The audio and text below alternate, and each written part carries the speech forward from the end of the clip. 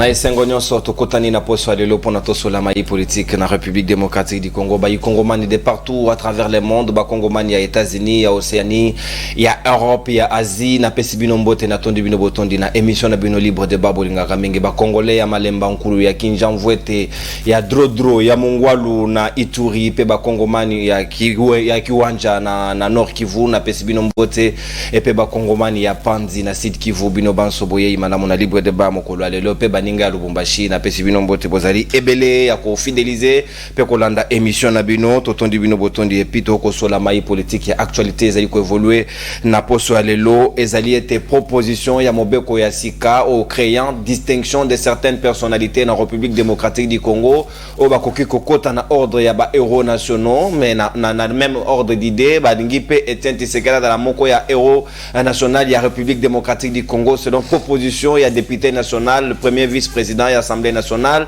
professeur André Mbatanda, a dit la proposition ENA. Est-ce que pour honorer mémoire Etienne Tshisekedi, il faut à tout prix qu'on reconnaître un titre héros national ou bien et c'est du côté qu'il y a un rang au Batoubaye Bélier, un combat, un lit, un caractérisé, il y a changement, il y a démocratie, la République démocratique du Congo, il y a mis balé Tokozongela, Makanisia Bayi député, na Mobeko, la réserve, il y a défense, il y a armée congolaise, na Mongonga ya lelo Délice Sanga moko ya bayi député national azali ko soupçonner Félix Tshisekedi d'être à la base ya ko accorder ba M23 droit ya ko koma réserve ya FRDC alobi baloba vérité na peuple congolais ba boyi brassage na mixage. Alors pourquoi ko créer loi o ezali ko favoriser bayi M23? Est-ce que Félix Tshisekedi alobi na biso solo tête openi ni batu mususu ba suspecté pe absence ya Mboso na plénière et na balobi pas décliner qui responsabilité pe Jean-Pierre Bemba Gombo alinga ki porté yango tende asundora ki yango na maboko ya ministre à recherche scientifique Gilbert Kabanda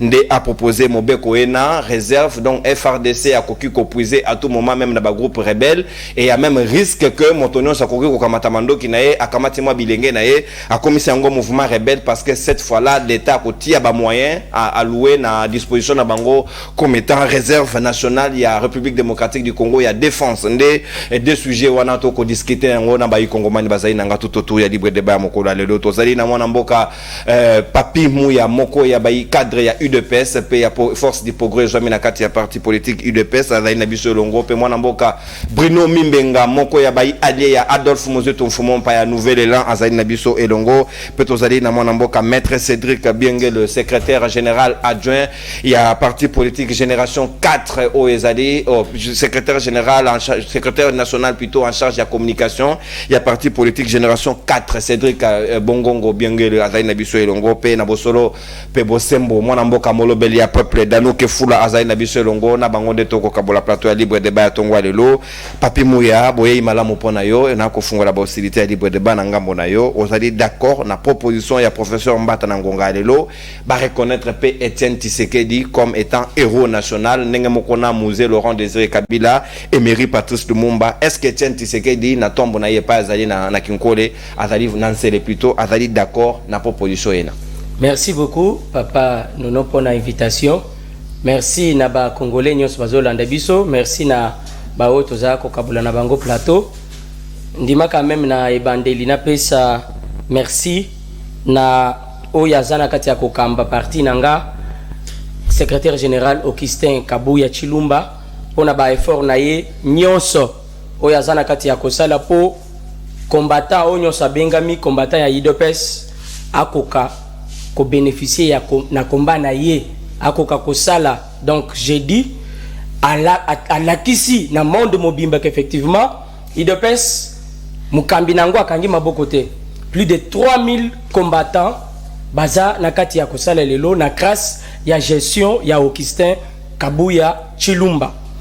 Par rapport ya mutuna oyo jali koloba lelo Etienne Tshisekedi aza mutu mokote toko ya ko présenter na ba congolais, pas seulement ba congolais na monde entier lelo Etienne Tshisekedi aza mutu mokote oyo toko ya ko présenter. Donc c'est quelqu'un oyo même si balobi il faut akoma lelo héros national, je ne vois pas un seul député ou une seule personne côté le melayango, mais seulement il faut quand même savoir nangonga nini esengeli kosala makambuana parce que lelo biso tolobi biso toza batu ya UDPS parti oyo ya Etienne Tshisekedi Ce qui professeur Mbata oyaza moko na biso pour na ye a monique effectivement il faut loi wana ezala pour ekoka ko bénéficier na ba congolais nyonso parce que Etienne Tshisekedi aza pirement congolais de père et de mère parmi bato babundela Congo na biso parmi bao basala effort que Congo ya lelo ekoma boye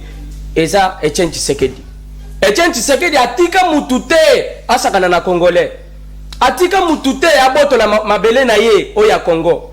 Donc ko jouir nyonso esengo nyonso maboko nyonso koseka mituka onyonso tozo mata tozo sepela lelo eza grâce ya bitumba ya Etienne Tshisekedi oya tika biso. Donc je ne vois pas le mal ce qui lelo ba kamati ba commissaire héros national en tout cas eza esengo parce que tout ça na ba héros mususu oyo kutu biso moko de fois to vanda ka boto mituni mais akoma héros angonde nini.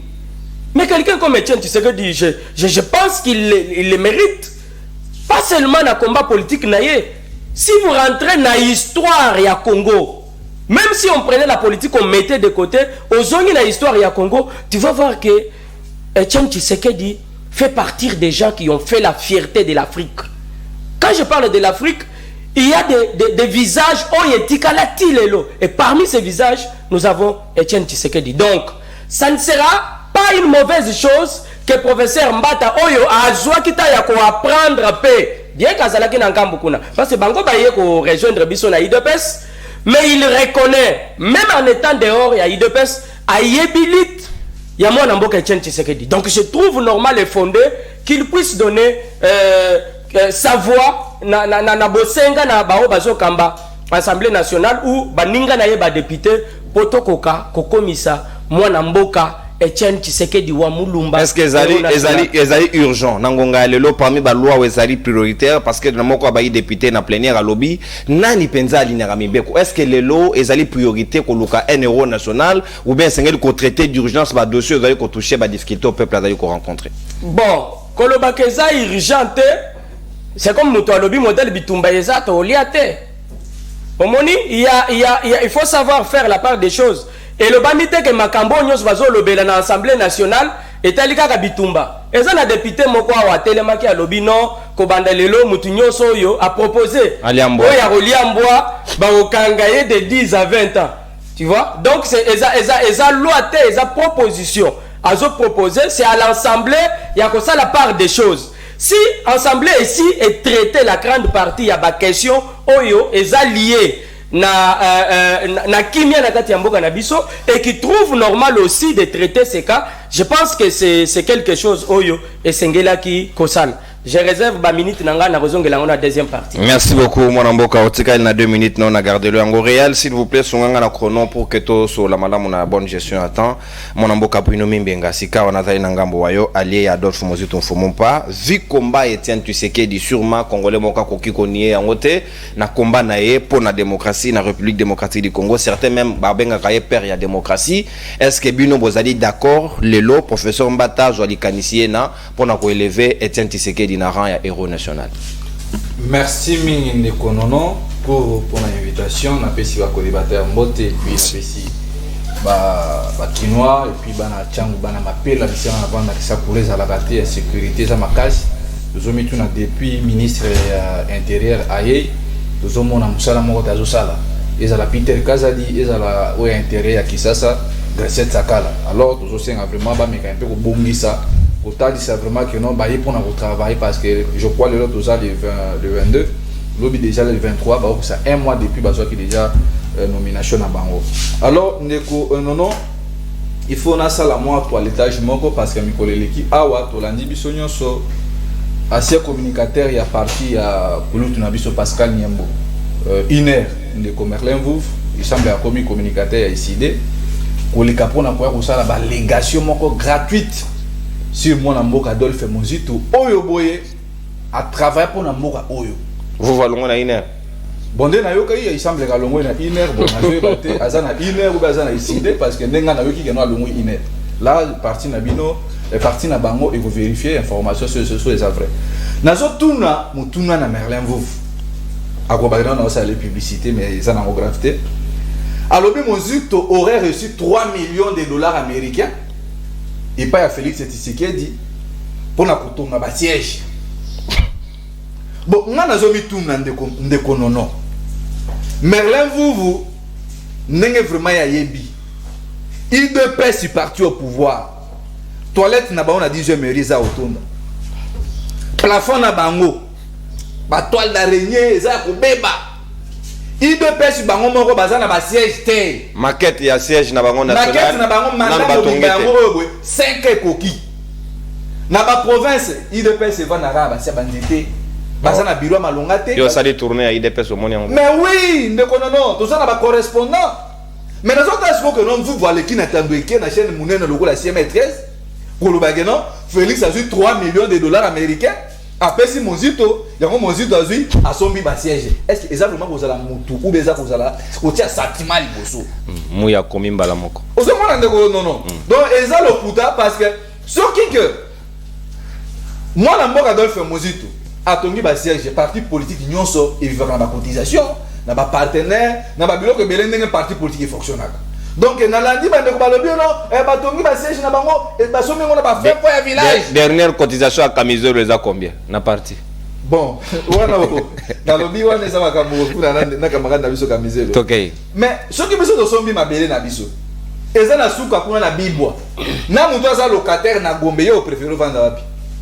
Pour nous dit honorable Mukiba quoi non mon site sombi ba concession na ba $20 na ba $80 mais na oki pe ensemble ba ça peut na bongo belé non mais il a fallu pe bango ba ton appel ko la ndebiso to tongi ta na fait fort village donc wana eza lokuta parce que ba biloko wana ba ndebazo loba eza lokuta baza na map d'argument biso nouvelle là tout tikali jamais cause à 3 millions de dollars américains parce que il dépêche mon wana no azo souffrir pour na manque ya siège toilette na bango tilelo o professeur Paul Chilumbu aloba qu'il y a un très sérieux problème et puis na landi vous collectez ah oh non na date ya le 20 abimisi ba mikanda ndeko non so ko TV zangonga au moins na mikanda oyo boye oyo na ye nango awa Adolphe Monzito azo rappeler na monsieur Martin Fayulu m'a dit par rapport à la modification et la charte parce que liboso lutte wana ezalaki ya ba personnalité physique. Alors on va ramener yango lutte comme ya ba personnalité morale to somona décider na nouvelle là lettre nga na yango oyo parce que ndeko Merlin vous a vivre na lokuta akoli na lokuta na bité soufa okena na cimetière na lokuta tanga lettre oyo boy o manyola français o Monzito akomi bisika nini Monzito akomi ke ngai na longwe na lamuka et puis à la biso bisika nini nouvelle là et lettre oya yaki na Monzito azo reconnaître Paulin comme président bon bisika nini oyo bo lettre biso to sengi bango lettre à le 22 o baba que non Monzito akoma lettre à le 22 ozo mona que non to so c'est la politique pour to servir peuple to ça bilingue o que non lobby to gérer mboka to ya ko relever ba défi o ba tient sekedi basa na mboka ba défi o ba papa na biso bazaki na biso bango ko sa te mais biso to réaliser mais tant ozo mona ndeko Merlin azo na télévision ko kosa eza mabe zongela sika motuna 3 millions wana soka azana besoin akana ko luka misika zo luka biso zongela motuna azo souffrir Etienne Tshisekedi mérite-t-il kokoma héros national na ngonga na yesi koyo na dossier ya Etienne Tshisekedi wa Molumba partenaire privilégié ba Rwandais depuis 1970 Etienne Tshisekedi partenaire privilégié ba Rwandais mais oui donc le long botan na zo mona professeur André Mbata nazo metuna professeur d'université azo ya na ba proposition oza ko pesa peuple kanda parce que ndeko nono ndenge toza abo ifuna informer ba kongomani na assemblée nationale wana tinenge bazali wana bazana projet ya ko modifier constitution article 120 pour na kolongola mandat ya 5 ans comme ya 7 ans et puis ba député wana déjà nazo yoka ba proposer à chaque député à Union Sacrée $60,000 américains. Peuple congolais, vous êtes très vigilant parce que beaucoup de non mandat ya Félix Outi en 2018, 2023 et qu'il a maille tout ça mandat ya sika après l'élection 2023. Et vous avez déjà la loi moto. Alors peuple congolais Téléma, Fungola mis au parti article 120, 220 de la Constitution et ça peut ça déjà tendance comme si que non M. Félix est aligné à comme à Pereire Bokassa à Centrafrique. Comment est-il possible? Moutuloko la papier tient Tshisekedi. Biso tout oyebi awa. Oui, mais d'abord, oh, même Kabila le père, il ne mérite pas causer la héros national d'Amboa. On va retirer Kabila. Donc il faut retirer Kabila le père euro nini titre ya euro o ba pesa ye parce que ce que tu connais dans la situation où tu as na molelo o bondeko et non quelque part ezali Kabila le père n'a été Tshisekedi. En quoi est-ce que Tshisekedi pourquoi Kabila le père a zongi ça que Tshisekedi na kolona nini masangu na ba matamba na mboka parce que Tshisekedi a konta na circuit ya batuti power tango Kabila yoki abi mutu oyo boye aye kolia na kare na ngani biso bakinwa to lobaka konfe kota wana parce que Kabila abanayi ko coopérer na ba Rwandais tango Tshisekedi a konti na circuit wana à l'époque tango Kabila sala nini proclamation et président Lumbashi o lenga ko yakendaka à partir de là sikoyo boye Kabila a pu comprendre que non Etienne Tshisekedi n'était pas sincère na lutte naye alors ce que tozongi nazomi tu na lutte nini Etienne Tshisekedi abundi na Congo oyo ke lelo bakopesa Etienne Tshisekedi titre wana ya héros c'est loko oyo kono mutu azo mériter amo tala ba nini oyo nini ba héros oyo lutte Etienne Tshisekedi apesi biso Etienne Tshisekedi apesi biso Kadiosha basi bakuluna détournement né à moins de caractériser le lot boye lutte ya papa Etienne Tshisekedi ce qui nous ont un certain jeudi le 2 juin 1966 l'Ivoire banani boye Jérôme Anani Alexandre Mamba Emmanuel Bamba qui était le commandant martyr de l'indépendance martyr de pendant martyr de l'indépendance mais les martyrs il y a pas de côte oui. N'est-ce pas que c'était téléguidé par Etienne Tshisekedi Toyei qui avait traité Emery Patrice Lumumba pour un crapaud. Etienne Tshisekedi. Etienne Tshisekedi. Alors, Moutuya Boye, Bolobi, Toko Misae Héros. Donc, lobby, Toko Machak Aveno Lamouki Boye, Bruno Mimbe n'a pas mis lobby président, allez, papa n'a pas infirmier, maintenant, Toba Tonga, allez, papa n'a pas payé, a commis héros à Congo. Donc, toujours comprendre était. Etienne Tshisekedi a mérité aux ala héros ya mboka ote ni moi encore Félix Tshisekedi ya mozo mona lelo tozo bunda bitumba oyo une fois que tu réussi ko bimisa mboka na biso na kati occupation Félix Tshisekedi et les Kabila sera traité comme na Russie de battre Gorbatchev pour un acte autre trahison. Merci mon amboka au débordé Nathan d'antenne on a récupéré na deuxième prise normalement au sali 7 minutes parce que Real abambakio 1 minute oyo e bagité là y a pas de problème mais ça m'a chrono ngai moko na monaki mon amboka sikawa Cédric Bongongo maloba ngambo wayo. Est-ce que la logique est correcte envers nous-mêmes? Toi, tu as un sentiment de quantité, ce qui m'a mérité, a mérité. Mais sur l'opportunité, est-ce que maintenant il est utile de reconnaître que Etienne Tshisekedi vu l'itnae héros national quand même et que la malade honorer ba mémoire ya ba père ba apporter quelque chose dans combat de la démocratie na mboka. Merci ndeko nono mbote na ba kongomani nyonso o baza kolanda biso en direct ya émission oyo.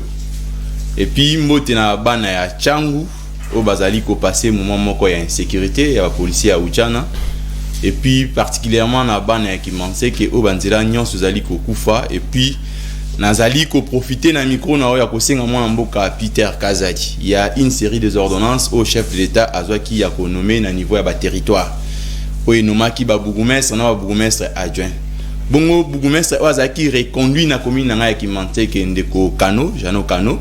En tout cas, Azali n'a incompétence mon addictionnaire. Mais il y a une ordonnance du chef de l'État. Vous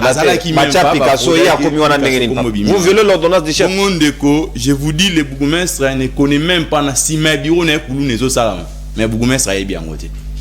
En tout cas, Azali ko senga si faudra qu'on revoie l'ordonnance.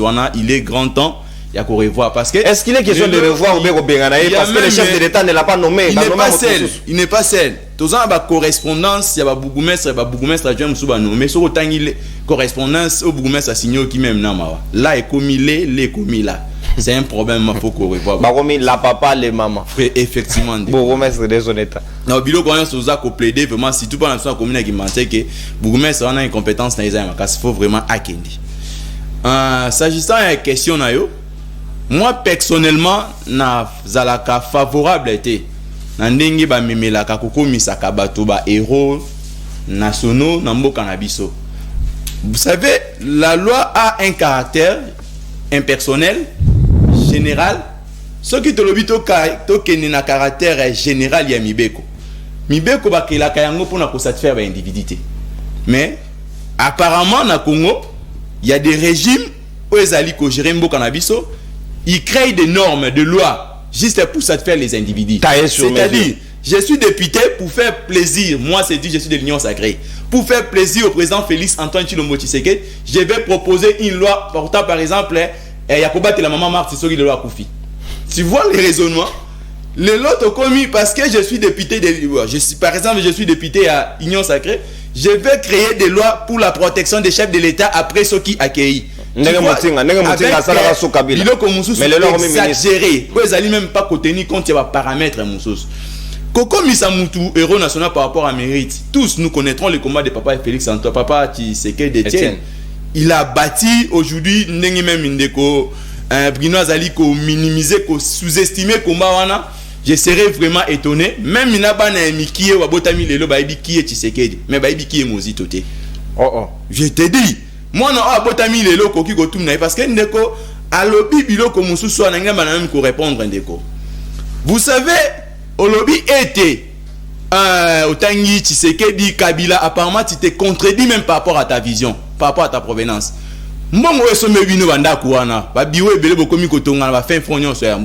C'est Kabila là que vous incitez. Toi, tu ne peux pas inciter Kabila. Toi là, parce que moi je n'en bénéficie rien de Kabila. Mais toi là, tu es l'héritier de Kabila. Les bureaux où vendent la machine, le bureau est nouvel élan. C'est le frère de Kabila qui te construit le bureau. Oui, mais quand tu viens ici traiter le président Félix Antoine Tshisekedi, il joue l'intelligence Rwandais, président papa Etienne Tshisekedi, il a créé des ennuis au Congolais, mon frère. Peut-être Bozali ko s'interroger dans l'histoire. Comment il y a Tshisekedi de résumer un combat, il y a tout de suite logique na binote, les faits Kinzenga. Aujourd'hui, vous avez trahi le Congo. On a Patrias qui a signé les accords. Il y a un peu à l'époque soutenu Kabila. La jouissance après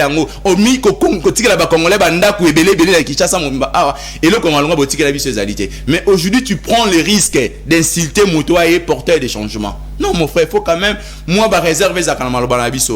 Donc en ce qui concerne la proposition, il y a loi Yambata.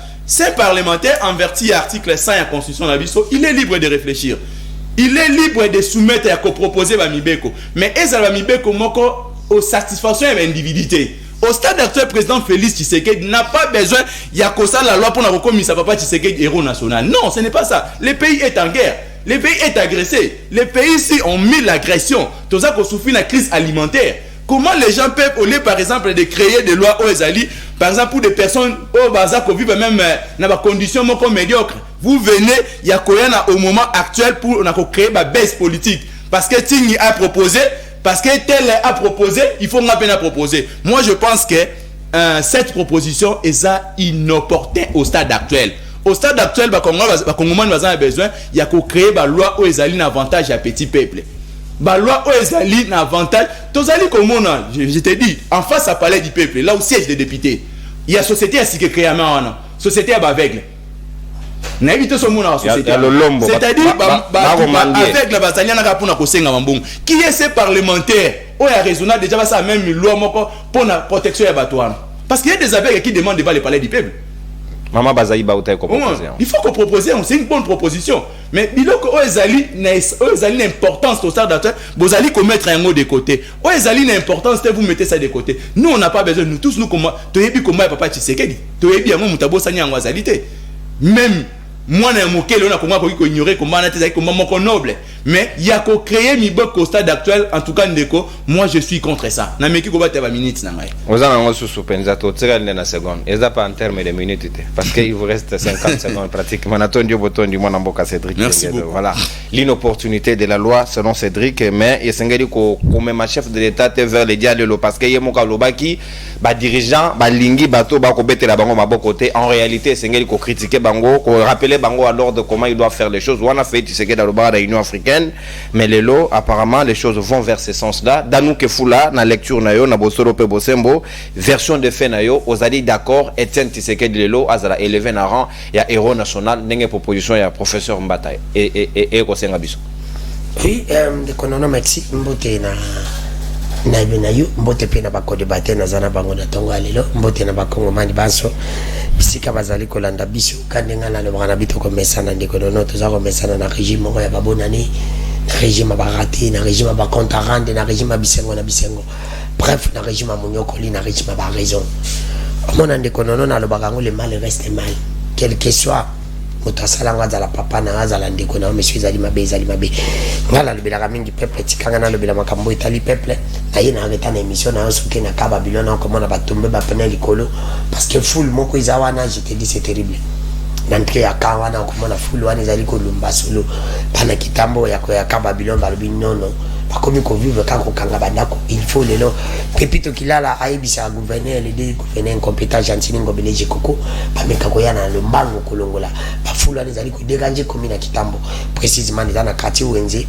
na nani na ka Babylone alors tozali kosenga balongola ngo vraiment na bosolo pe bosimpo wana bazali peuple faut kolandela peuple lisusu ezali na ndeko moko ayaki komona nga lobi azali victime na escroquerie epai ya ndeko moko oyo ayaki komona ngai kombo na ye ndeko Elia Longanga Tedi ndeko Elia Longanga Tedi yenda azali victime ya escroquerie pa monsieur Longango Mwangenda Longango Mwangenda. Mais comment d'autres traiter déjà escroc du moment où afundi est na justice. D'accord. Moni yango afundi ndeko wana azali membre ya cabinet ya chef de l'État. Oh. Tu peux imaginer oui ndeko Longango Mwangenda agent Simon azali membre ya cabinet ya chef de l'État. Asko kendeko oyo Elia Longanga Tedi 15 donc membre ya cabinet chef de l'État escroquer mout. Un simple citoyen. 15 000. Comment c'est possible? T'as la lettre à de reconnaissance na zali reconnaître la zuke. L'accent mukanda papa. To boy e koma o biso bo. Oh biso to sali bo le ke ba luka biso be mfacho ba luka pe ba iba. Makambo to le bito ko si beza ya solo. C'est pour te dire que ndeko ma 15 000 dollars na ya ya passe bateke le pan alinga somba.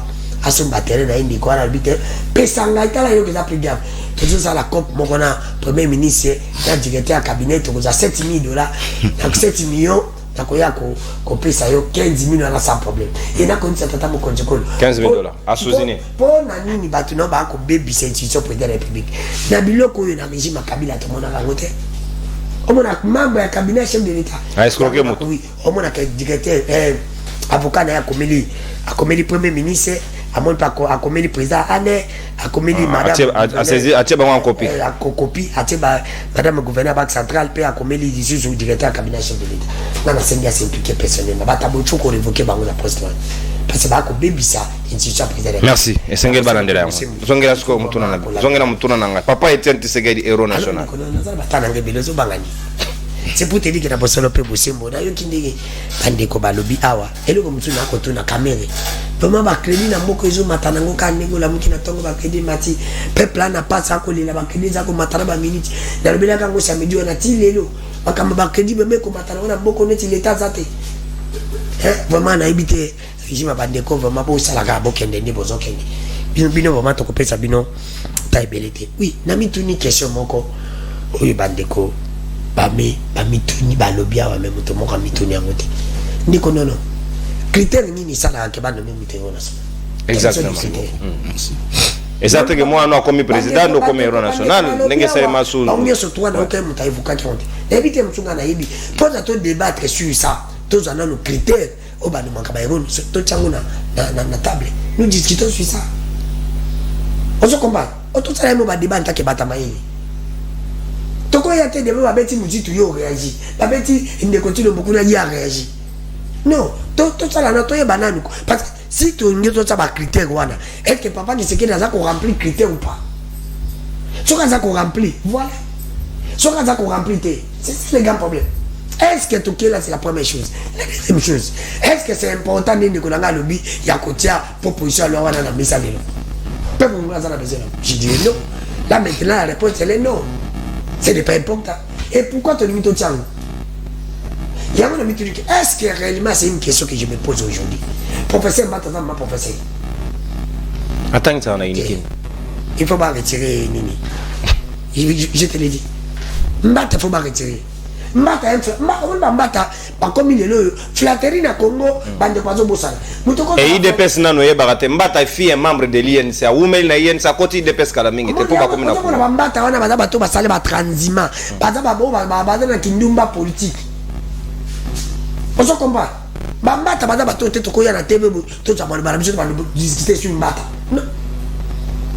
mbata ko se belé awa obi mbata de pas comme là to ba veste on dirait maïle kenda ya zo to ba chemina maputa c'est là où réfléchit on a envie de défendre mon béro ko mais le loyo devant mbata comme une cravate une veste on dirait maïle qui tika la chemina maputa je ne comprends pas et nous autres on appelle de kolanga IDPS à quoi il peine même libula mbata à comment soutenir Etienne Tshisekedi de kolanga au kende plus la do Kabila de mérite si Kabila ne mérite pas Mozito mérite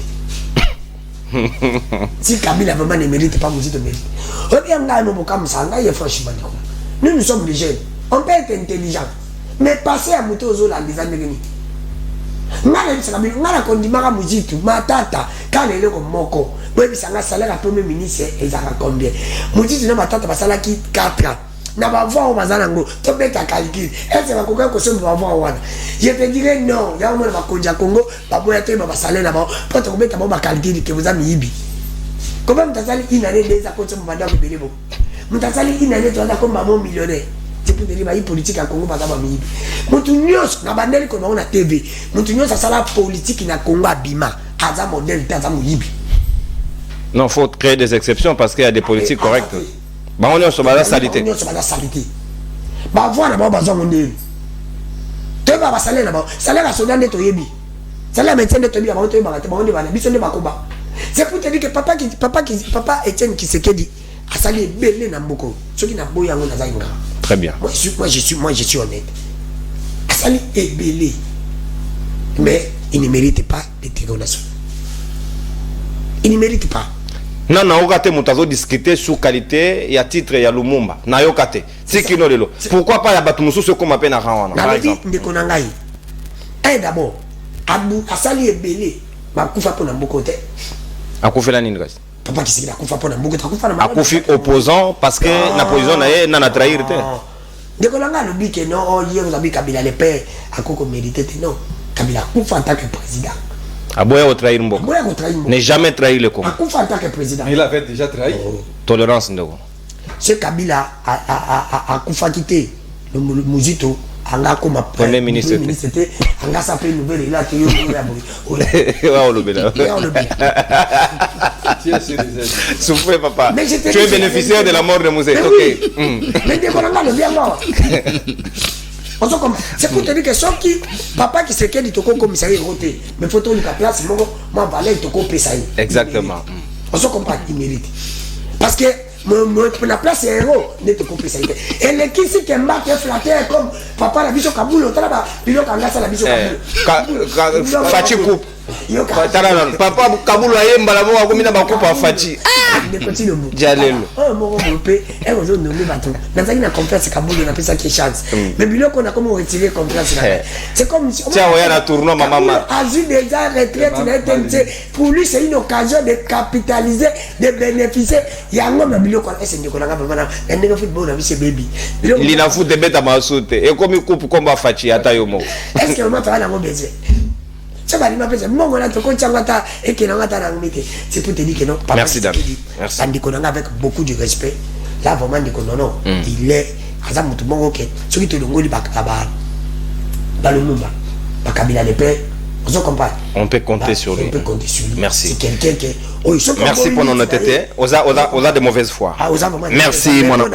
Na nibe bacha ngote ke koma kamende kwa bilo kanga na komi lokwa ngande ko danu ke fula biso moto bota ma azi papa naona hii nongo ba komi sepero national na komi mukonzali bazi ba komi ata ba dosa ba kwanga merci mon amboka très bien il y a pas de problème natonde botondi merci na CP na ba réflexion na bino unanimement malgré position ya Bruno mais on a quand même reconnu ba apport ya papa Etienne Tshisekedi na combat ya démocratie na République démocratique du Congo. Il faut saluer la mémoire des gens des gars qui ont vécu surtout bateau va apporter quelque chose na autres alliés les lots bisoko todo lo baboye avec toute liberté na Brazzaville motoso lobi maramba sasso batombo ba benginga auto en direct à oui papa 30 secondes papa ezaka ba papa qui seke di photo pesa bango ne ça peut to pesa neti na ba valer neti ba batse ba mama mati parce que on a la peine à mupanzia mobali moko boye ondimi na ye ti Tina Bangonga wana, c'est quand même c'est encourageant. Merci. Merci. L'IDP c'était le fils aîné du MPR. Pas de problème, mon amour. Na rozongela na opeso maloba, s'il vous plaît.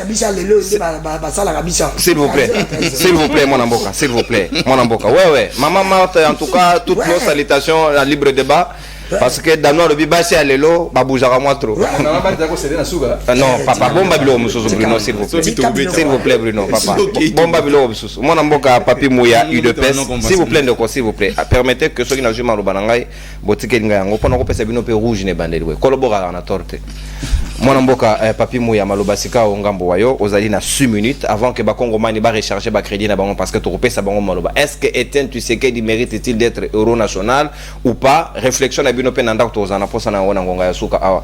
Papi mouya na deuxième prise na biso ya parole, boyo kipe proposition awa ekomika makama mobeko na Assemblée nationale, mboso a échappé belle kimi na yes na ebite soko akili bumo pasi, atikeli ka mbata opportunité à présenter mobeko sur la réserve ya armée. C'est vrai que l'armée doit avoir des réservistes, mais qu'on puiser et pas y a un mouvement rebelle au bazali na formation militaire et ça dit quand même dangereux ça s'exposer les pays entre les mains de gens qui peuvent qui sont naturellement dangereuses et ça dit madame mingité est-ce que tous ali penza na posa ya ko puiser et pas y a ba rebelle et peut qu'on permettre ba M23 bazala ba bénéficier ya réserve ya FARDC n'est pas une trahison bobo brassage na mixage mais bo pesi bango na ndenga mu Congo est-ce que c'est correct? 6 minutes. Merci beaucoup. 6 minutes nanga na ochango mupanzi parce que nazana 2 minutes 30 oyo natikaki avant nazo récupérer yango. Papa oyebi nalobaka eloko moko. Tant que tozoya na plateau, il faut toyeba ke bato balandaka biso eza na ba oyo baza vraiment na mayele puis ba maîtriser histoire ya Congo koleka biso. Parce que biso moto to boyo moni to bilenge na moni mutu moko te oyo asi a koma na 45 na ajambata azate. Ouais.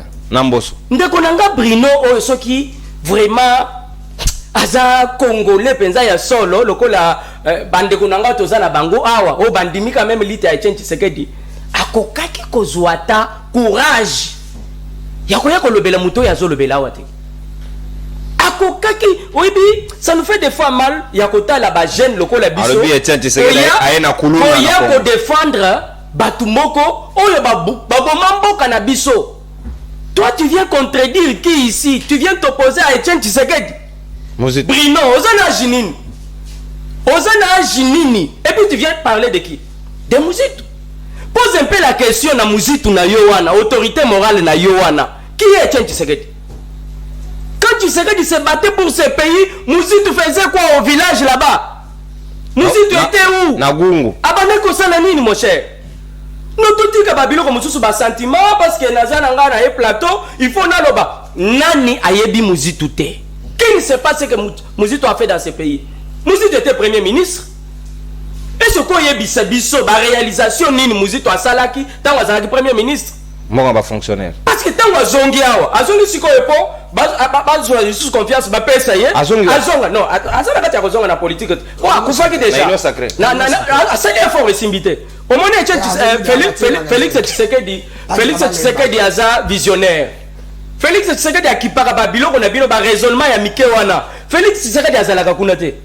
Mais koye na plateau boye yo elenge modèle biso. Zala élégant, raisonnement mike. Koye kozwa courage ya ko attaquer quelqu'un comme Etienne Tshisekedi, je crois que c'est être ignorant. C'est être ignorant et aussi peut-être sorcier politique. Parce que bakonzina yo nyonso iti référence majorité même Mouzitou. Mouzitou ne peut pas même si papa Mouzitou attire en référence c'est pas Gizenga na lobby boy moto na mutaka na maître na papa to le balano kizenga salini yo ebi livre d'or livre d'or yo ebi makambo ezakuna makambo bakomaki na livre d'or nana yebango ti akufa et puis tout ka soni est-ce que ko yebisa Mouzitou azonge pa na ye na bandundu babetela ye maboko mais il fait un ancien premier ministre azonga na bandundu. Regardez na état nini botika bandundu na bino. Bino pe boye na bandundu ata 1 mètre nzela bosa. Félix Tshisekedi ananzela pona bandundu. Kobanga te. Omoni Kongo na biso ngana alobaka eloko moko. Félix Tshisekedi aza mutu akokende. Manda nyonso ekosila akokende. Tango akokende nde okomona bandeko nanga toya tolobino Félix Tshisekedi alinga mboka oyo. Eza ba sentiment toya kosala bato mususu omoni bayeba sala makelele non ndeko.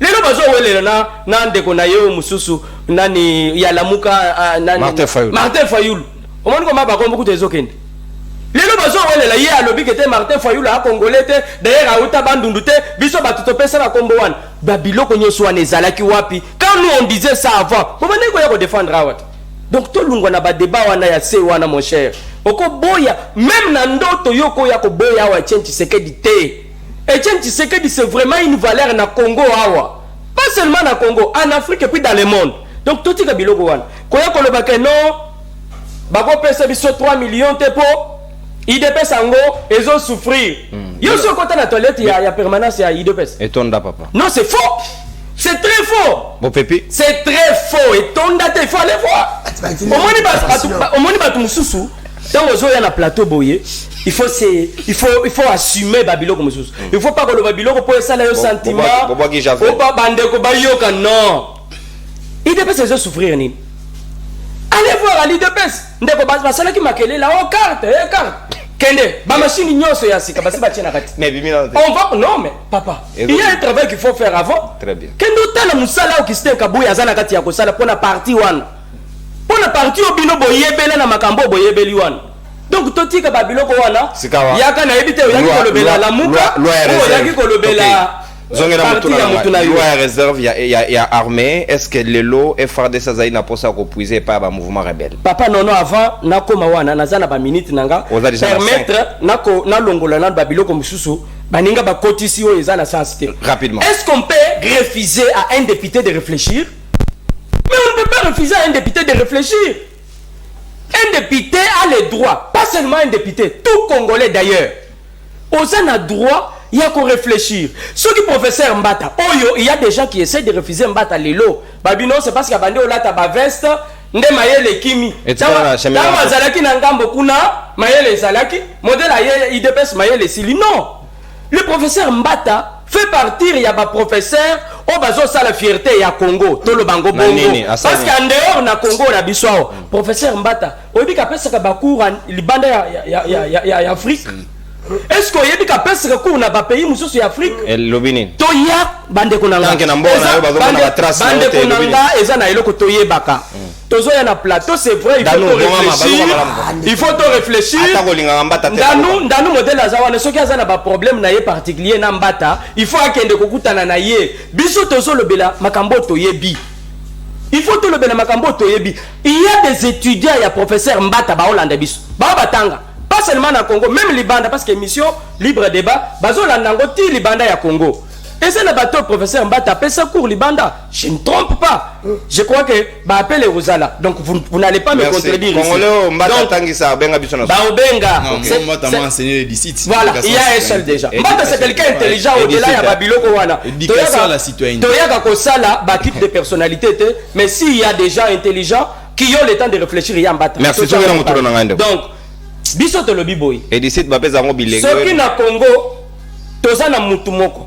Ou tozo président moko oya lingi mboka ozo mona eza Félix Tshisekedi Félix ba rebelle ba comme réserve ya FARDC c'est ça un bon président ndeko tikelanga na malo mais capitaliser ton otika na comment Félix Tshisekedi aza l'unique président oya boya nyoso peu importe ma proposition brassage mixage à boy comment alors on a créé Mobeko Asiko ko sera bénéfique pour na ba M23 député c'est ça nganda relevé est-ce que c'est le président de la République Muta a créé Kababilo ko wana proposition outina gouvernement il est membre de l'exécutif papa écoutez ça s'appelle proposition mais c'est aux députés de décider projet merci c'est aux députés de donner leurs idées mes frères émission libre débat eza émission oyo esungaka batu mususu oh, peut-être Aza étudiant, il a quand même besoin, il y a que se référer, qu'on tirer quand même quelques idées par-ci par-là pour la BTP et autres.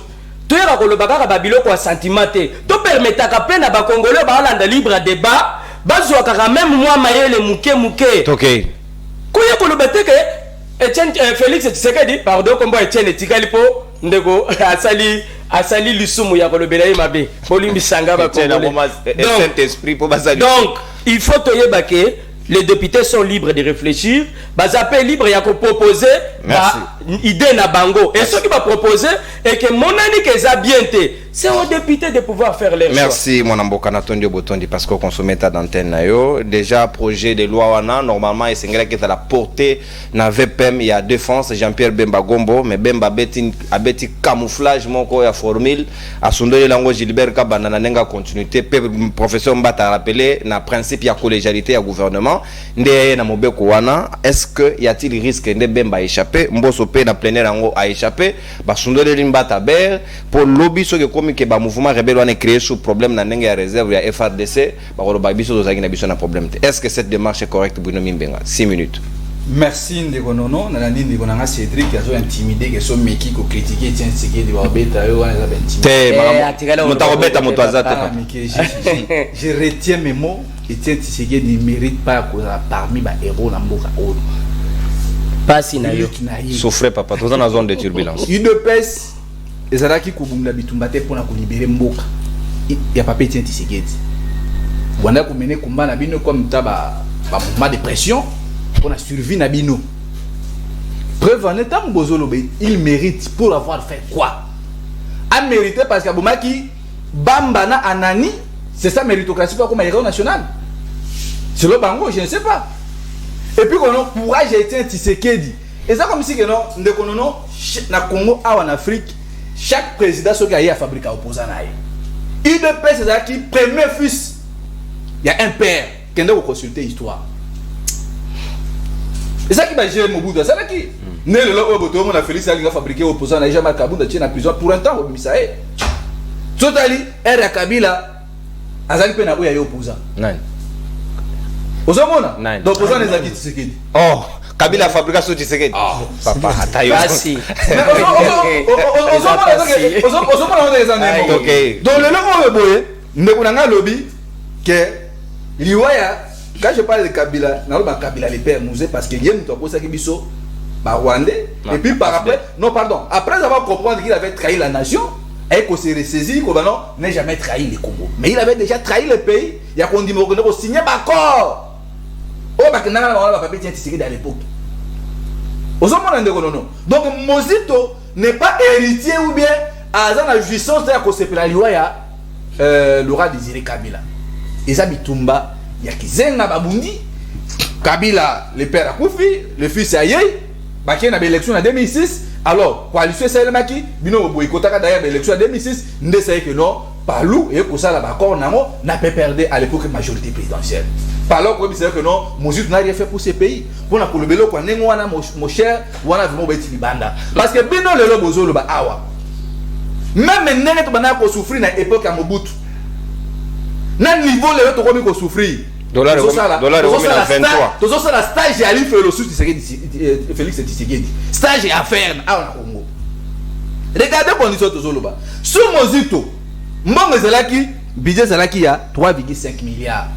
Nekonanga Cédric na Kimbatseki obanda osa wenza 2500 francs osomi coca 200 francs mafuta ndunda kilo Thomson na mbongo na bolier à l'époque de Mozito il a travaillé alors moi biso na ba millions comme si biso un pays il y a ba milliards il a construit un investisseur ba 5 châteaux Fumwami et on a payé des dettes de chérie mais arrêtez ici tout ça on a du progrès dans yolo banda a boto les appréciés il a fait ce qu'il pouvait faire continuité à l'été Zali Bino Siko Boye, le dollar est commis à 25 000. 10 dollars. On a changé à 23, papa. Mais pas la reconnaissance à 25 000. Ça dépend d'une commune à une autre. Si on a GB Awabo, au coup, on a Tom sous. Tout parallèle. Au moment où non, non. Donc le moment où on a Etienne Tshisekedi, il faut respecter ma traite et mon caloko, le haut de la République. Il y a un Congo, beaucoup ici, on a EAC. Lobby peut koka ceux qui ne négocient du pouvoir aller moi na ngai pe loka Félix abo sabiso na EAC to commissaire héros national nega contribution na EAC nega contribution na EAC selon vous ozomo la monter que ça vraiment attention tout ni ba congolais mutu moko te social micro balader obimi awa na balabala appelle les alliés na suka ba aucun congolais sérieux arondi make Etienne Tshisekedi akoma héros national nyonso wana bambata bazo beloko bazo sala te et ça juste flatterie tellement ils ont gagné 200 000 $ par mois la fin du mois azo bambo na bango ya nini dynamique ya député union sacrée c'est ça flatterie na bango souci na bango zali ya mwana bazo mona te ndenge le lobby komi passe ndeko azo critiquer pouvoir na bango moko le lobo sali compagnie bande kuna biso ba aveugle bazo ba komi ba mandia mais sous mon bout de biloko za raté et ta compagnie comment on a que non ba aveugle bande kuna biso ba koka bande kuna biso ba handicapé ba tondi même na centre ville à l'époque banda komona mama moi c'est maman Obutu ba tonga ba cité ba tia ba tuana mais là ba toazo bima na mama yemo ozomona mtu akatani lokolo zo bima ko no lokolo ko olia mais IDPS bagani soki toye to kunyata lokola kayansa siko tozo nyata siko moyibi détournement ba voyage ndé loko bino bon kunyata yango ko ngoli sabiso kana bo travailler malamu je ne crois pas lelo oyo boye soki tozongi makamde ko Cédric Alobia ba bourgmestre mais tant qu'on condamné ba bourgmestre la plupart de ces bourgmestres là viennent de nulle part ba uti na IDPS pour vous dire que vous étiez champion ya ko tumba ba piné na balaba soki bolie botondi bomeli à l'époque ko za ba 180 francs na l'époque à Mozito ce que vous voulez bouton dit vous voyez la 10e mairie bon tout va papiner combien de routes que vous avez construites depuis que vous avez rien du tout mon père mais là on va beaucoup sur nos offres bango mais il vient de l'UDPS respect donc le format qui va cadrer pour na gérer les publics mon père yango bozo mona lelo oyo boye bo komi na mbara de choix pour na gérer mboka Jean-Pierre Bemba vous avez Jean-Pierre Bemba Namboso baboy ko porter loi sur la réserve d'armée il y a défense est-ce que les alliés responsables pour nabon na yes ko la grande responsabilité makambo union so muto zo créer des ordres au sap a un nom s'appelle Félix Tshisekedi parce que ngai déjà na lobaki yango que Jean-Pierre Bemba kokoma na place wana VPM ministre ya défense il y aura un très sérieux problème parce que nous comprendre été ba réserve na biso armée congolaise il semble que toza au-delà de 200 000 hommes mais na quand on a beaucoup pousser ba réserve ba créer réserve na kati ouais mais pourquoi Félix Azolinga ba kende ko pousser ba réserve côté ya ka adversaire ba ennemi et puis batina ba ngwapi cantonnement bazo tina ba ngwapi poster na maniema allez-y comprendre le trésor Félix Tshisekedi. Il y a un une fois que ce pays sera libéré de Konono, monsieur Félix Tshisekedi, tu kangai tu tiens à plusieurs tu sambi ça a été. Mais on a d'abord révélé mes mots. Pour l'acte de trahison, il a trahi la nation. Aujourd'hui, Bounagana a déjà 322 jours. Drapeau RDC Matakate. Il y a beaucoup de gens qui ont dit que IDPS est pour la Mboka. Moi, je pense que ce que Jean-Pierre Bemba a esquivé le qu'on a à Yebi.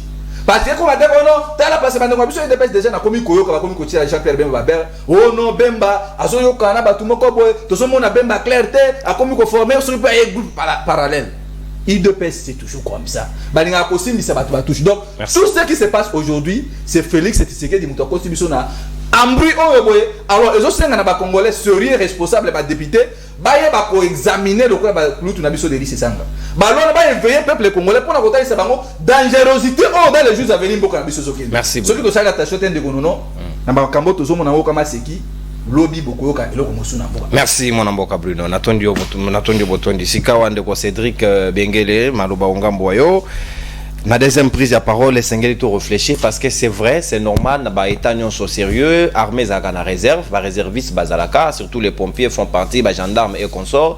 Il y a des actifs et inactifs. Est-ce que Bisso Penza est allé prudent, totika libre cours, nabato bazali naba groupe rebelle, bah on peut pas prétendre, bah se prévaloir qualité peut titre, ya ko comme manakati ya bah réservistes et armées, au République démocratique du Congo, vous êtes dans l'obligation ya quoi louer misolo. Est-ce que nous avons assez de moyens pour nourrir encore les gens qui ont tué les Congolais? Merci beaucoup Ndeko Nono.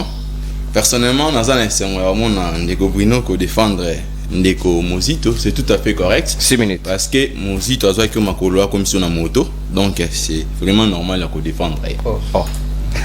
Et éviter de communicateur Mozito va savoir oui. Na risque nous sur moto et ça non. Parce que nous avons moto. Mais vous êtes capable de la postuler aussi. OK papa. Moi Namboka non. Vous savez, proposition il y a. Et puis parti na bino pe génération 400 na siège t'es papa. Mais continuez na problème ça. OK. Démocratie. Yo mo yebi. Bazara Ousmane. Non, il y a bazara le problème ça. OK mon ambo.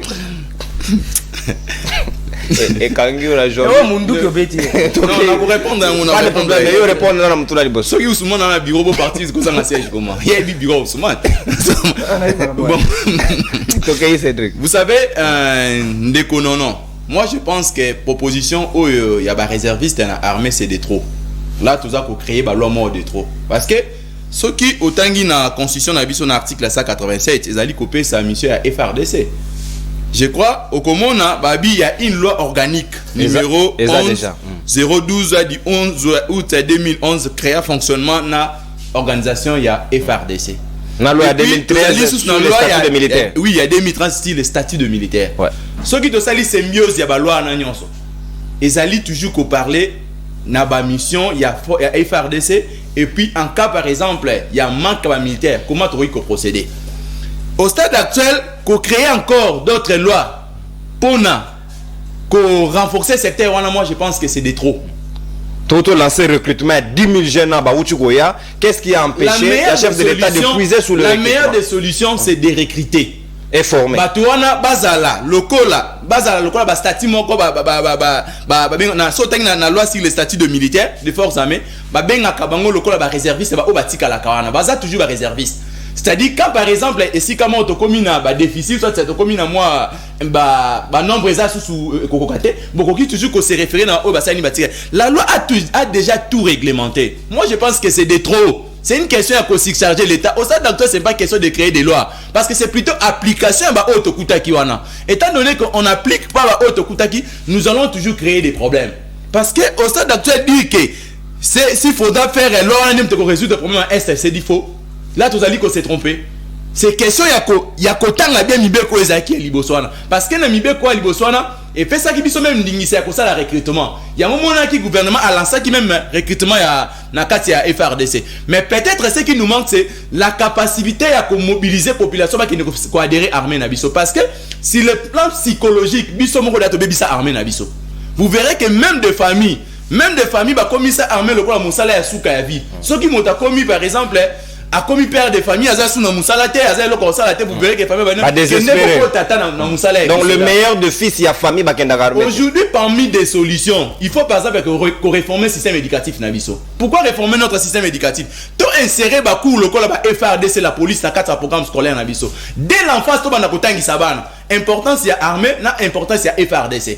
Étant donné qu'on n'arrive pas, il y a que ça là. Parce que vous savez tous ces gens c'est sur le plan psychologique. Même Yonengozaki Tangozaki Mwana, Ozaki Tango comme on a journaliste, je serai journaliste. Non, non, non, pas Kaboulo, mais à l'objet pour Fatih. Par exemple, les soldats là, Titeni, à très propre là. Au lobby qui n'a pas la soda. Mais le loko là, to comme aucun moine quelque part, au moins soda là, Titeni, aïe kosenga, mbongo kabelangai 500 francs, ça crée déjà un problème sur nos enfants.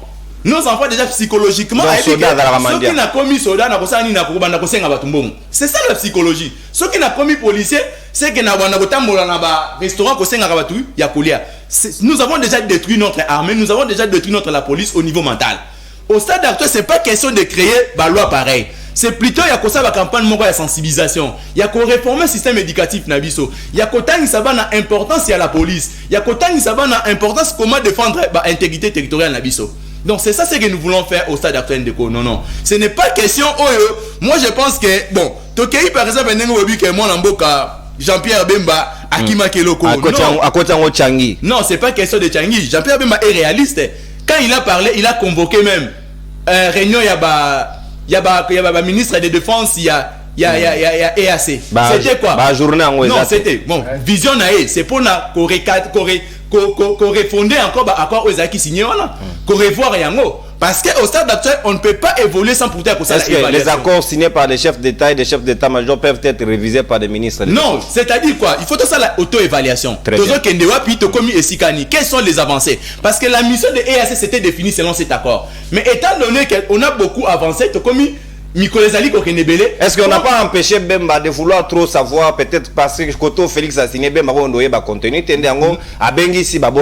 non, vous savez, dans chaque ministère sectoriel, le chef du ministère Wana, Yene Moutoufouaï comment Makamozali s'est passé. Parce que c'est lui qui a mis un point de vue dans le conseil des ministres. Étant donné que Bemba Tazali patron d'un secteur Wana, il a raison. Moi, je pense que ça, d'actuel, c'est vraiment important que ça, la auto-évaluation. Parce que il y a des zones est militarisées, il y a des forces outils extérieurs. Mais la force, on les a coopérer dans la BD Nabiso. Étant donné que tu es habité au stade actuel, il faut aussi éclairer la population. Parce que la population peut pas éclairer dans la lanterne. Il y a quelles sont des avancées, parce que le message est de trop. Tout le monde interprète de sa manière. Maintenant, côté au Kalobi que non, parti on est commis la gestion et assez. Maintenant, pour que l'information est comme à niveau de la population, il se demande que il faut le chef d'état-major à la convoquer, le ministre de défense, tu y évolution, comment les activités ça se passe là-bas. Moi, je pense que c'est correct. Merci, mon amboka Natondi Botondi. Mais il était aussi correct et logique pour Jean-Pierre Bemba, état ministre de la défense, apporter pe Mubeko wana sous la réserve. Pour la nina tike dango kabanda, pour na yem tazayi wana sengela si selo wana yenga bandaki. Wana ngate selo makanisa ba Kongo mani mususu. Ngana kanisa gate. Nataka hapo na tuni mutuna. Soki makanisa bimisa ke ya ngate. Yozo yango ka bongo. Wana da na ko communiquer pa batuma ba comprendre nga malamu. Pona boyi ko mawa nyembe so ngapete. Mwana mboka danuke fula na bosolo pe poyo ebi baka ma levement ndenge sali mwana mboko bakanga na moi makasi na lingi na tour na nga cha masque kashine ko dala mama olela mabe siko danu maloba siko ngambo wayo. Est-ce que lelo Jean-Pierre Bemba certes peut-être a empêché mais to ko comprendre te Bemba empêché mboso empêché kaka au sujet ya mobeko ena alors que ba rebelle ba monisi biso pasi ba violer ba mama ba sali nyonso ba ko sala ba jumando ki ba se rebeller. Est-ce que ba koki sous bato wana sans formation, sans équipement, sans moralisation et conscientisation, bah comme un réserviste et armé ou bah bénéficier d'un mission bah contribuable congolais, est-ce que c'est correct d'envisager une telle loi? Oui, ndeko non na bosolo pe bosembo oyibinga yina le ndeko koza la presete mindenga bino bazo binda bino batie bino na réserve ozela ba kotsa bino na nyosaka Moi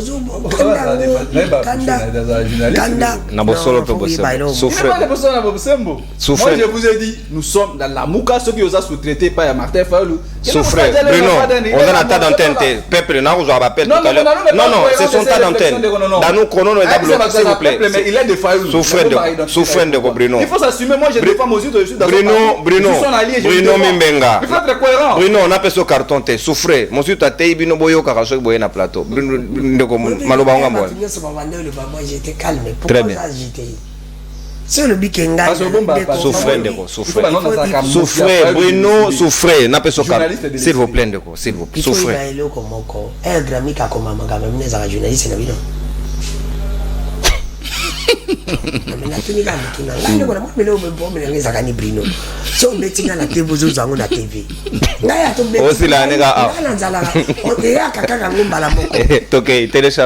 C'est pour te dire que non, je comprends.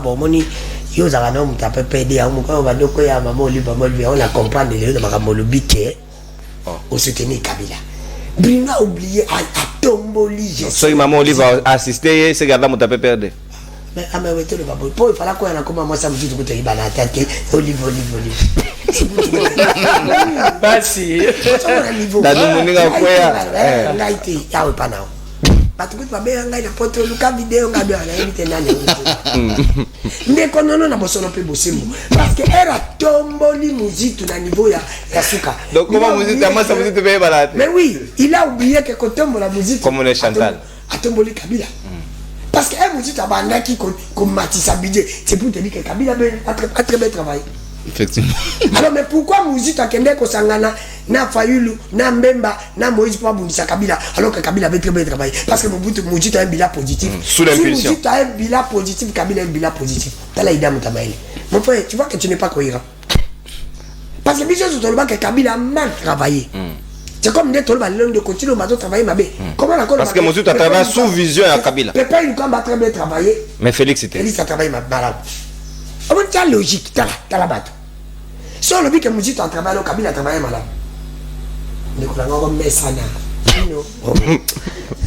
Ok. Il a franchement la caméra, mais c'est pour te dire que le sol peut bosser. N'ayons qu'un face dans l'an de Konanga Lobi. Cédric Alobi que professeur Mbata est un professeur. Oui, de Konanga. Mais oui, Mbata est un professeur. Mais il y a des professeurs. Si le but a 3 professeurs dans le Congo, Mbata ne fait même pas partie. Des grands professeurs. Non, il est il est professeur. Mais la tenue question, Kabila Bandé qu'on détruit. Il y a des professeurs sans publication en Mboro. C'est quand même, Kabila Bandé qu'on détruit Mboko pendant 18 ans. Il y avait des professeurs Bando PC Maï, Bocha Baïla qui Maï, c'est un professeur aussi. Le man a eu là qui est brique. C'est un professeur. Le Zolo. Professeur, oh, kuna mtu adona ta hyper attaque ministre intérieur. Nani? Asa député à Lukunda. Nani? Mova. Ari Mova, oui. Professeur, Némi. Professeur. Vous avez dit, t'as la derrière ma professeur, ma pas Kabila. Est-ce que Congo est sur un niveau ni? C'est pour te dire que c'est Mbata Zana Timande continue, n'est que professeur d'ailleurs, il va Mbata Salani.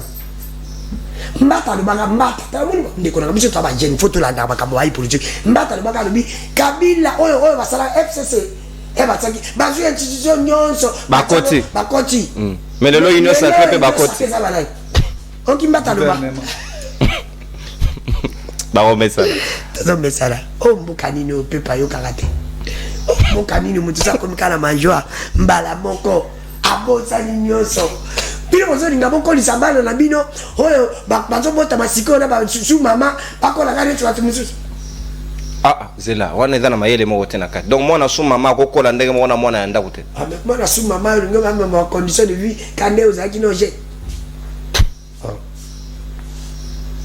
Alors, il dit que le président Tshisekedi aime les Congolais, aime les Congo. Non, Ndekoti, on apprécie les Congos. Il n'aime pas les Congolais. Apprécie les Congos. Moi, je ne sais pas niveau quand il est belle, suprême, Gotex et jolie. Tout le temps, il y a la différence.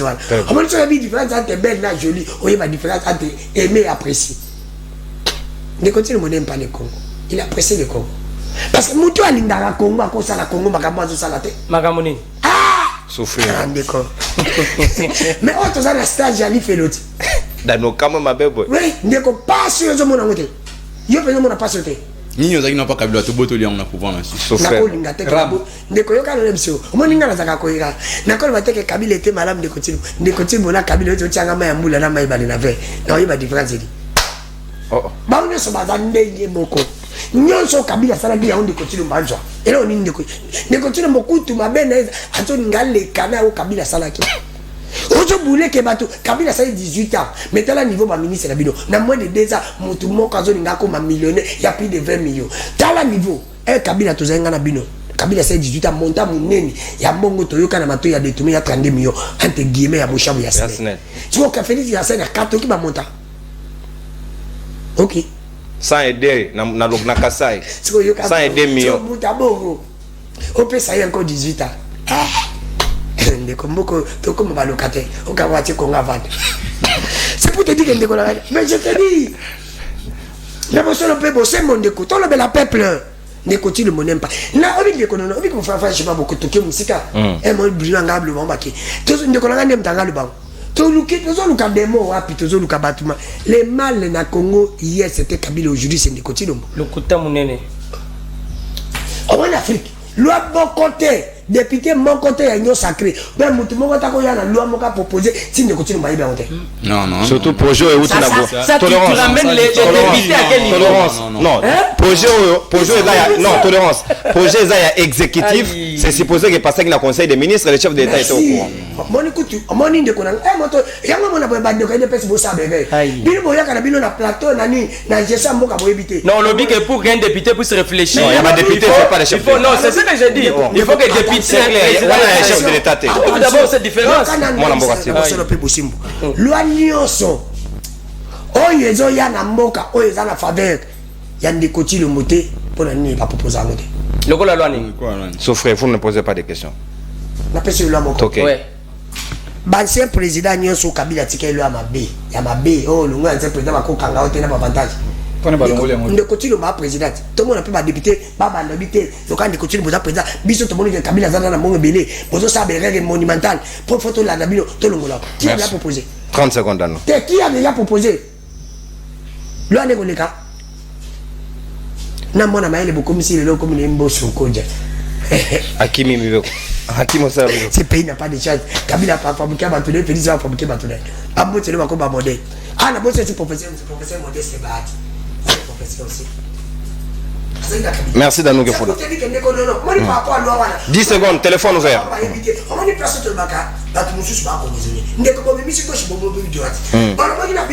M23 pas de brassage ni mixage merci mon fongola les amis. Brèche. Mais obi ke yo penjo. Kolakisa moninga musapite. Fundi ke yo sake batam. Mama elle était. Soki yo yango yo kuto shekete yebi ke. Na bosolo pe bosolo ndema kamla de ke. Tokei.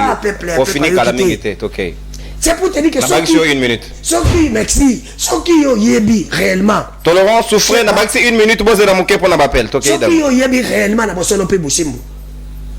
Que tokoyi ko za ba réserviste na biso tala armée. Toko ko za ba bandi ko na te yo yebi yango ke ba ko za la danger pour na biso lobi. Et à quoi c'est bango ba yibango te. Maintenant na tisu na bakisa bambe mbape bazale ba soldats na ba réserve tsubiga ba lukata ba tona ngiso bako baya baza ba réserve et puis Congo ba Congomani musu ba benga ba na expertise ba na libanda mboka ba ko ko so invitation na 400 000 na biso si kuna tozo douter na bango nationalité douteuse tozo bango su bango to tia bango ba réserviste alors que tala ba congolais to uchozo pentala ni su selo ko yo ebi ko benjo fundi kende ko o muta bonga zana ba to pese deuxième mandat olobili su so bi kende ko la Chine avait bien réfléchi que poison azaki na armée ya batebele mazaki na batamaile te poison armée ya batamaile anya sala gini informaki merci Dano téléphone ouvert merci appel à Bakongomani merci Dano merci Dano que fula Kongola comme ozata $500 ta $1000 ndekolanga na bosono pe bosimo ndeto le karate le biso ka base la paix équipé batezo balmani to comme va député non pourquoi pour Kabila merci Dano on consomme ta antenne Dano que fula s'il vous plaît Dano merci tous appel ba Kongomani na nzela singa tous makanisi na bango papa Etienne Tshisekedi mérite-t-il d'être héros national ou pas Bruno Bonsali Bokomoke na chananga mutakotate to sa barrière na frontière na moto zana bande na papa OK mofika télévision na opesi biso makanisi na mbote na yonde ko Kongomani obengi biso ape komonani merci beaucoup kono mbote na bino nyoto Mbote ndeko Teams depuis combien nini oui na dimeke awa merci na ngai na zambi combattant ya ile pays na bino tuna mtomuzito wana ba konkuto ya bintu bazwa ko bidana pana biso na maison civile kona kuluka forte lokola ba pesi ba ngote ndia ko ni kofinga na bino tuna muzito na ko critiquer Fayulu bisa to kondi makoma ya Fayulu ke ya muzito na mimi na tanda ona kwa bandaki politique muzito azalaka utikope za ikombo na 2018 na 2011 quand muzito na kabila baidi pouvoir pas faire muzito kwa na lobaka te yeye mtapeta hapo hiyo Kongo boko na namu muzito wana muzito na akomi na opposition quand muzito sana leo badengo opposition kwa Fayulu ndio kwa hiyo kesi ba secondi ma parce que ça c'est pour ndi matene mais yedi ko poser ya biso za pita pango kwa muzito mutakomi sio opposition za dia kwa Fayulu muzito ile ni pouvoir na kesi za kabila. Merci beaucoup. Merci. Une minute chacun pour notre permettre baninga basusu ba. Merci. Question na ezali noté tous appel ba Kongomani mususu na nzela ya singe koza malamu mingi. Bonjour libre débat. Si vous pouvez dire à Danou que Fula de bien se tenir au plateau et le pauvre Etienne Tshisekedi ne mérite pas d'être héros national de monsieur Joël depuis la commune de Lancélé. Merci mon amboka. Ah, lisibilité à texte na on a s'appelle Nango Makasi, c'était très clair. Danou que Fula tenez-vous correctement bien sur le Kongomani asengio ezali malamu mingi na plateau oko bude baninga so bagolo alors ndeko Kongomani recharger crédit avant obenga biso le ko benga biso et puis okende ezali kitoko mingi te tozwi ba Kongomani na nzela ya singa okomeli biso pe message oza malamu alors Kongomani mbote na yo pe obengi biso api komona alors wana bendi na commune ya Kimaseke oui ndeko makanisi na yo makanisi na ela contribuer bo ina ndeko ya IDPS o azoloba azokritike muzito azoloba Tshisekedi akozala baproclame hero ata la fuyo na ba document komona document oyo Tshisekedi a contribuer na liwa ya Lumumba akomela roi Albert na Kasai ya lobele que non c'est crapaud là on l'a écrasé au niveau de Katanga bon on doit tenir ba propos bombo bengaye a le ba proclame hero et deuxièmement aïe ba muzito aza le meilleur premier ministre muzito asali 3 ans atika dollar na kombe ayeba yem ta komisa biso budget na 8 milliards banda longwa na mususu akoma ja budget kita lelo ba kosi biso budget eza na 16 milliards mais budget lelo ba yoko lo ba eza na 3 milliards ako critiquer muzito que ata même muta organiser même ba élection na 3 ans bango 5 ans ngwe sur la base capable ba contribuer ça va complot la ba 23 ba miso ba rebem sur ya c'est aba ya bango va contribuer pour la faiblesse ya uluka le signifie la pouvoir aba zo ko sa biso et peut-être ba limba baluka mais bango ba za complice makambo wana. OK. Merci. Aba kitu wana ba fanatique Tshisekedi a mérité en voter. Merci d'accord. Donc deux personnes déjà va voter contre Etienne Tshisekedi. Bolimbi c'est réel parce que exactement mutumismo OK. Donc voilà. Kongomani mususu nanzela singato kamatio et puis to passer dans l'essentiel avant que Totika antenne. Donc deux ne sont pas d'accord que Etienne Tshisekedi a reconnu na rang ya héros national ezali makanisi na bango. Moni kende musika télévision na yo s'il vous plaît avant Tolexao. Kende musika télévision de kon. Kende musika télévision be diminuer volume. Alors azo kabiso mala monte. Sengeto zo moto mususu. Alors ne kombote na yo bengi biso apa komonani. Allô? Oh, moto mususu azombi benga poka miyoka na télévision comment ça parle. O diminuer volume, o yoki biso mala mo biso peto yoki yo e kozala kitoko mingi Kongomani. Bonjour au libre débat, Papa Tshisekedi ne mérite pas d'être un héros national. Voilà. Et sengelo tsaka pe kombo na place aux amis et aux amalamu. Alors ne ko bengi biso apa komonani. Ok, merci. Je vous appelle depuis le Congo central, ici mes saisons là. Merci Ndoko Nabiso depuis Congo central. Voilà, j'ai voulu intervenir dans ce sujet à Mouta Etienne qui serait, je ne sais pas, héros national. Non, ça c'est une bêtise. Excusez-moi, c'est une bêtise.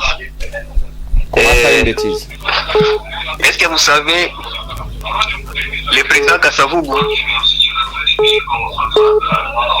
Kasavubu, malade. Il faut abîmer qu'il ait besoin de soins. Vous savez qui a refusé de signer pour sortir naïe? Ministre Mobutu. Abouya. C'est ce qui a connu la mort de Moutakasa. Les gens n'en parlent même pas. Pendaison, c'est toujours. Et toujours en complicité naïe. C'était un opposant qui a été fabriqué par le MPR, SIA, il y a des Américains. Bon, évidemment, comme nous sommes dans un pays où il faut bon, comment on dit ça, des villes mortes, de tout ça, et les gens pensent que c'est non, ça c'est vraiment une bêtise. Merci. C'est une bêtise. Il faut éviter ça, évitez-nous ça un peu. Merci Ndeko Zola depuis Congo central. Ndeko Mouya, on rappelle ici que Etienne Tshisekedi est celui qui a même refusé de Kasavu pour aux abassoué la Liban. Batouana bazalaki batuna histoire et au moins s'il vous plaît Ndeko Leli bon papa. Tolérance Ndeko, il faut pas falsifier l'histoire. Yo babiloko koyaka yango. S'il vous plaît Ndeko Mouya, bozana malobate, c'est-à-dire ngonga ya pète. Tu as des appels avant que tu boucles, s'il vous plaît. Bon souffrir, vérité c'est bon population mtazo. Voilà les peuples. Ndeko mbote na yo makanisa yo dali nini kombo. Kende moi musika télévision ozala makelele s'il vous plaît ou bien diminuer volume après to solo di malamu. Bonjour Ndeko, makanisi na yo. Bon, le problème est qu'on a félicité la réflexion a été de ma loi. En général, j'ai réfléchi la combattant et le défense. Le président de la République, la combattant a eu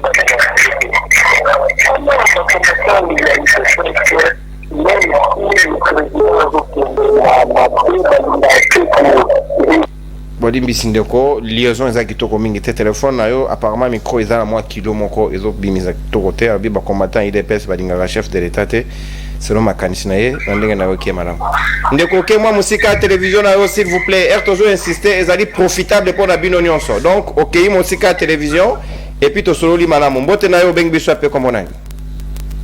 Oui, comme on a bengi bino na commune c'est comme on a quand on a change. Ndeko Alphonse Kankon pincele makanisi nao.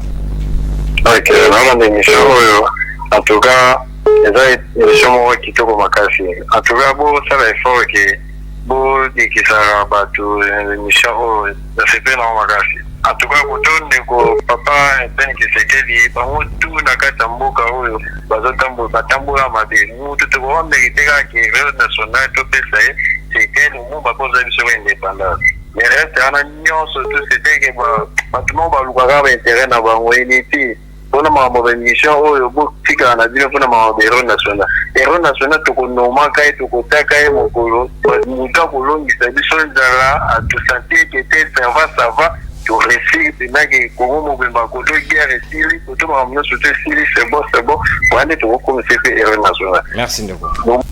Depuis Ndeko Alphonse. Voilà, le tout dernier appel pour que tu boucles en toute quiétude. Nani Kongomani wazo kota nanzela singa avant que tu aussi ça n'abote nyonso. Bonjour Ndeko Danou, raisonnement na yo très bien.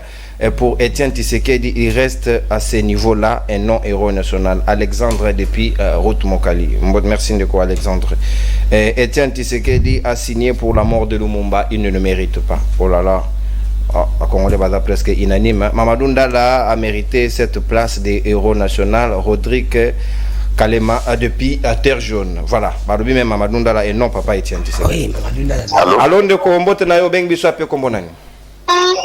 Ngandeko Hervé na bengi mino depuis commune ya Kimanteke. Oui, Ndeko Hervé. En fait, je voulais parler par rapport à ce sujet à Kondo Etienne Tshisekedi. Ouais. On a plus du respect envers ce monsieur, mais pas jusque-là à lui attribuer le titre honorifique à héros national. Il a fait un combat, on est d'accord par rapport à cela, mais sauf qu'on ne peut pas lui attribuer ce titre-là à héros national. Non, il ne mérite pas d'être un héros national.